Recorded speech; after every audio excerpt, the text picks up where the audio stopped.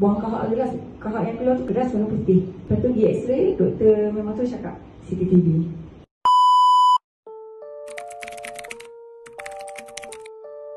Siti ambil Egisera sebulan, badan keluar tanda. Siti ada buasir, sakit dalam perut. Tubuh je memang betapa tak boleh nak bernafas. Bangun pagi makan, buang kahak yang keluar tu keras. Lepas tu pergi x-ray, doktor memang tu cakap CCTV. Dalam masa sebulan lepas ambil Egisera je, saya dapat tahu. Siti pun terus masuk hospital, dapat tahu tu doktor tahan sebab Siti punya darah low. Lepas tu Siti pun buasir tau, sakit. Nak duduk pun sakit. Lepas Siti pakai Egisera tu. Cakap husband tak boleh lah, kena ambil Egisera juga. Siti ambil balik Egisera, dia boleh jalan. Cak ajaib, boleh jalan macam biasa di toilet. Kau tak boleh jalan lah sebab sakit kan, mengucuk bulu hati kan. Lepas dah boleh jalan tu, kita yakin lah akan terus dia ambil Egisera. Dalam masa 3 bulan, alhamdulillah ada sinar. Daripada kulit memang 10 tahun muda. Sebab kebanyakan yang PMC daripada TikTok, kawan-kawan semua berkat tanya, Kak umur berapa? Saya cakap, dia teka umur saya 25 tahun.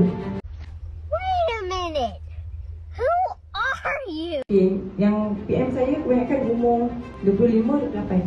Saya ni muda kan, sebab dia orang nampak macam sebaya dia orang.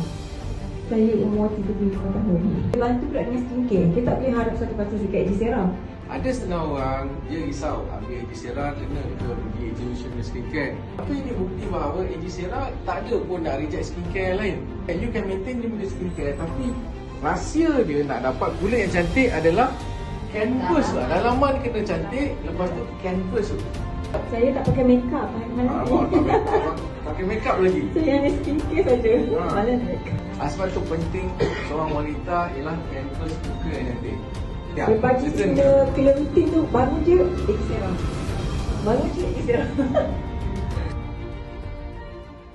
Hai, Assalamualaikum. Alright, pagi ni sis nak check sugar level dalam darah sebabnya rasa macam a little bit tak sihat. Okay, so it could be high sugar because malam makan macam orang gila. Okay, alright, kita start.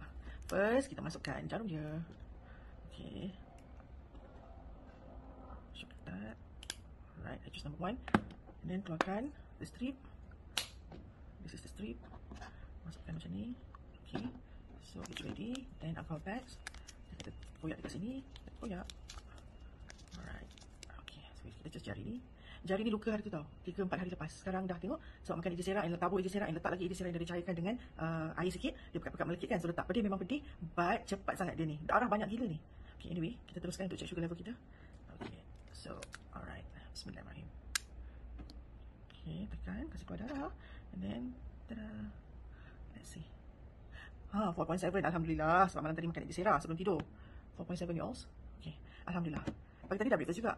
So, kalau nak ikutkan, ini dah melanggar cara kan, it should be during fasting kan. Tapi tak apa, sebab breakfast 2 jam yang lepas. Pagi tadi I tak makan Egisera, sebab malam tadi dah makan. I hanya ambil 1 sachet 1 hari saja untuk kesihatan. Alhamdulillah, I tak ada sakit yang berat-berat. Dulu-dulu ada, tapi sebab makan Egisera, sakit-sakit tu semua dah berkurangan banyak sangat.